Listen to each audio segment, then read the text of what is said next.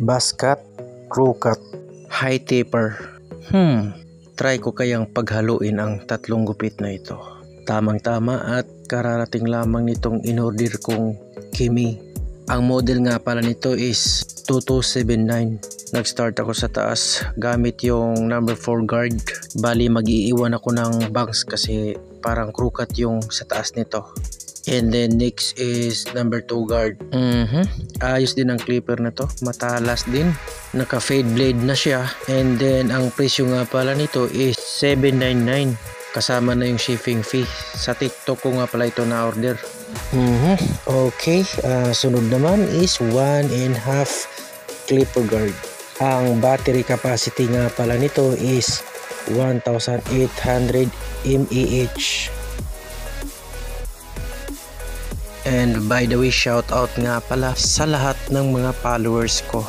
Thank you so much for supporting me. And also sa mga silent viewers natin dyan, shout out sa inyong lahat. Okay, so gawa na tayo ng guideline. And then forma ko na rin dito sa harap. Ayan. If mapapansin niyo is makikita nyo ang model ko na ito sa mga previous videos ko. Dahil kasama ko tong barbero dito sa barbershop. At the same time is pamangkin ko lang din ito. Bali 19 years old pa lamang ito. Bali 3 years pa siyang nagugupit. Okay, gawan ko na rin ang guideline dito sa likod. Okay, 0.8 or 1/2 guard. And then close a lever.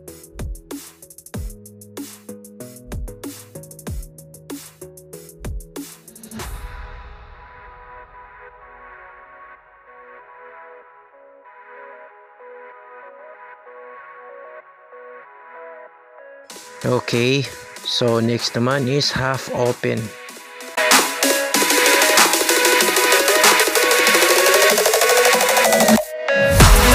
Okay, close lever. Bahala na kayo dyan. If may nanonood na magaling, turuan mo ako. And if may nanonood naman na baguhan, bahala ka dyan. Enjoy mo na lang. Observe mo na lang kung ano yung pinaggagalaw ko dyan. I'm sure kahit papano may matutunan ka dyan. Pagod na ako mag voice over.